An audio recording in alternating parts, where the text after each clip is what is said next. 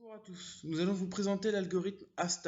Tout d'abord avec des explications, puis au travers de deux exemples concrets. Mais tout d'abord un petit peu d'historique.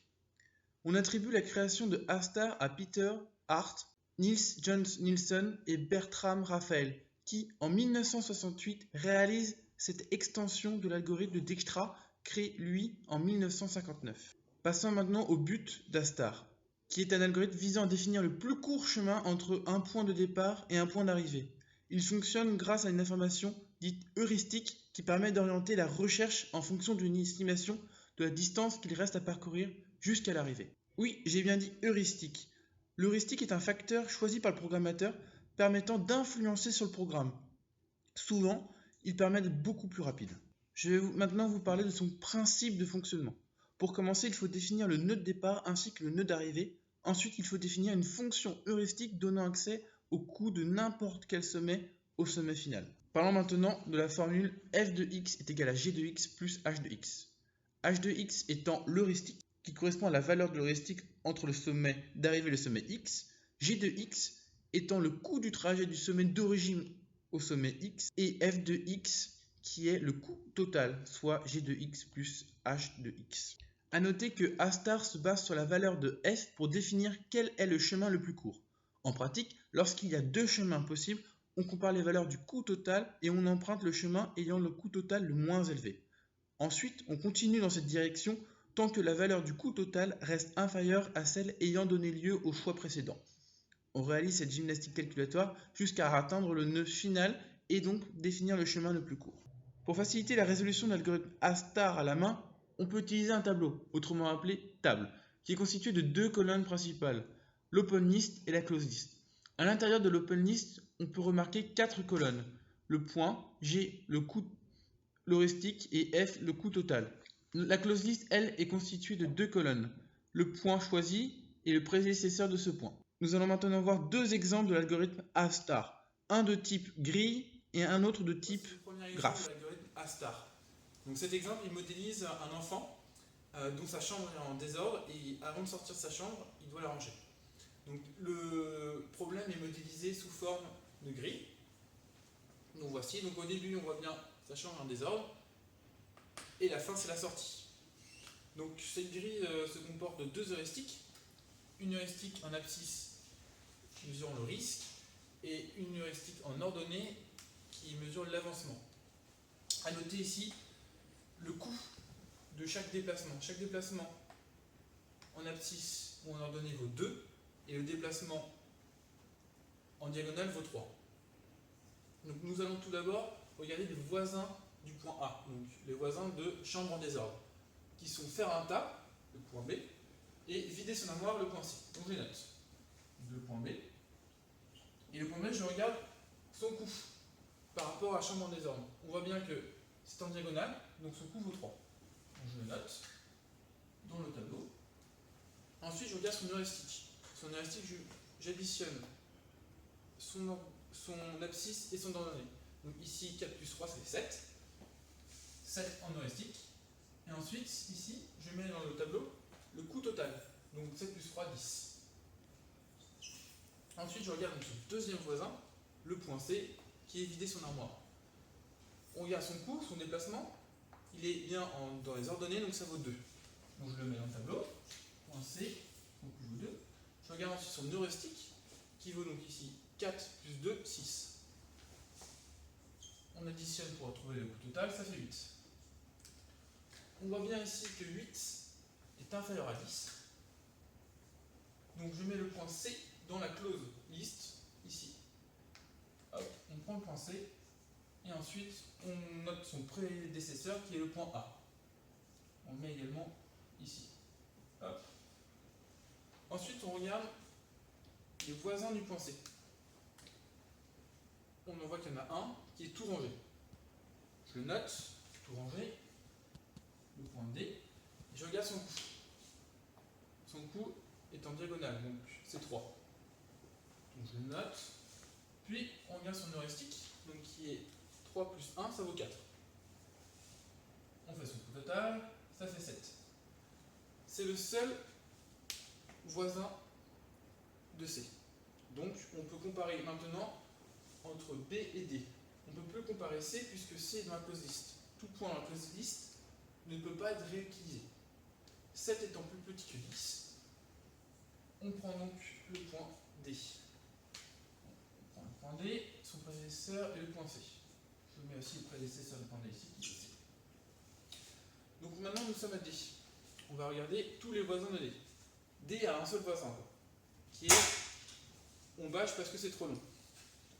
Donc on regarde d'abord son coup, c'est en diagonale donc ça vaut 3.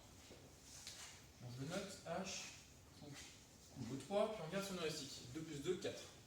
Son coup total vaut 7. Son prédécesseur est donc le point D.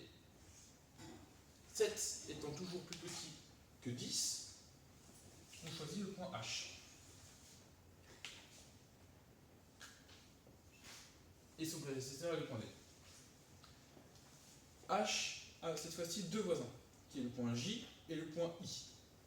On va d'abord commencer par le point J. J a un coup de 3, puisqu'il est en diagonale. On note, J. Il a une heuristique de 4. 3 plus 1, 4. Et donc son coup total vaut 7.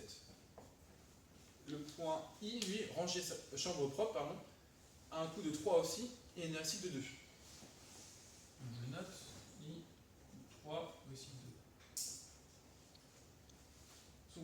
Son coup total vaut 5, qui est plus petit que 10 et que 7. On choisit le point I. Ces deux prédécesseurs sont H. Oups, pardon.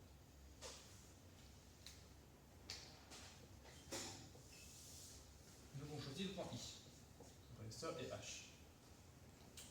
Le souci ici, c'est que I n'a aucun voisin, puisqu'on se rappelle que la sortie est ici. Donc on oublie le point I et on reprend, on regarde quel est le point le plus petit, qui a le coup le total le plus petit entre J et B. Donc maintenant c'est J. 7 est bien plus petit que 10. On le note ici. Et on voit bien que c'est la sortie. Donc l'algorithme est terminé. Puisqu'on est arrivé au point J. Ouais, là on voit bien que dans le point J, il n'y a pas dans la close list.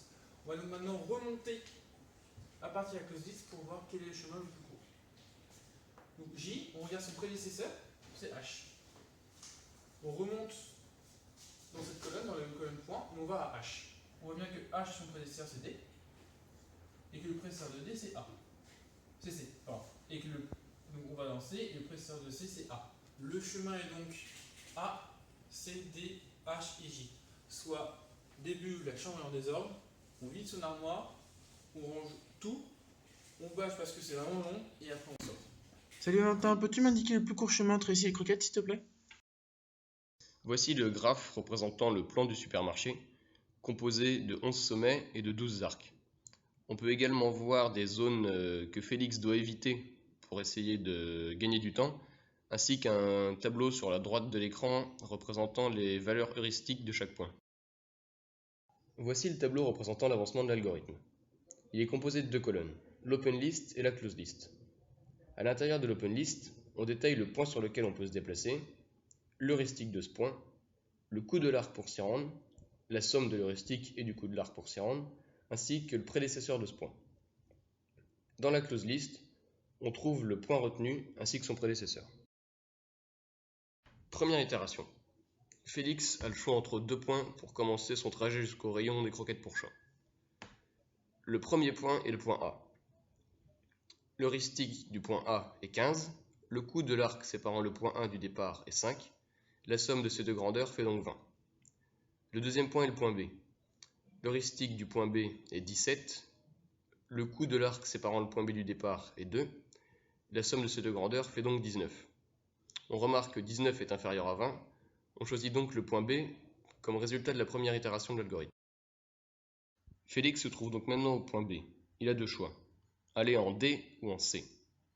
L'heuristique du point D est de 11, le coût de l'arc séparant le point D du point B est de 12, la somme de l'heuristique et du coût est donc de 23.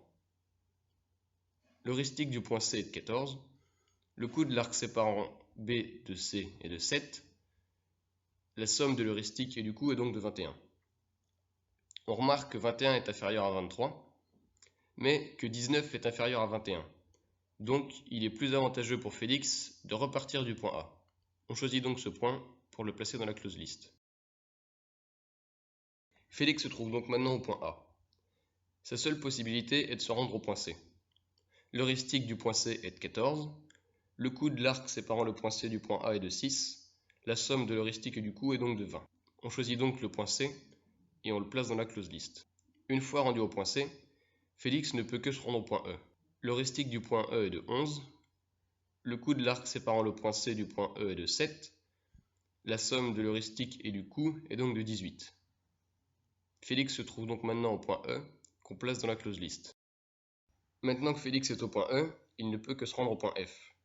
L'heuristique du point F est de 10. Le coût de l'arc séparant le point F du point E est de 11. La somme de l'arc et du coût est de 21. On place donc le point F dans la close list. Félix se trouve donc maintenant au point F. Il a deux choix, se rendre au point G ou au point H. L'heuristique du point G est de 3. Le coût de l'arc séparant le point G du point F est de 13.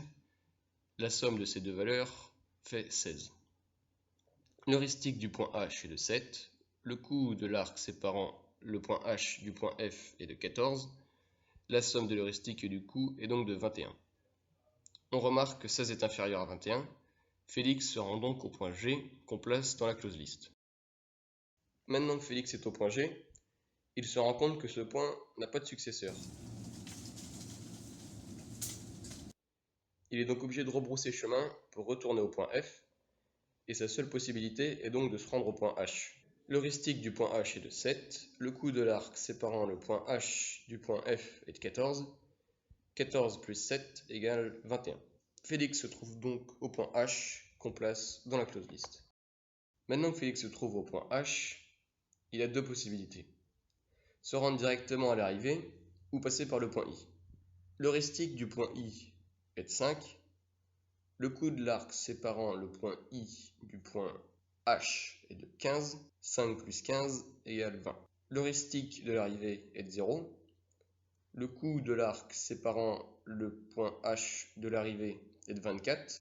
On remarque donc que 20 est inférieur à 24 et Félix choisit de passer par le point I, qu'on place dans la close list.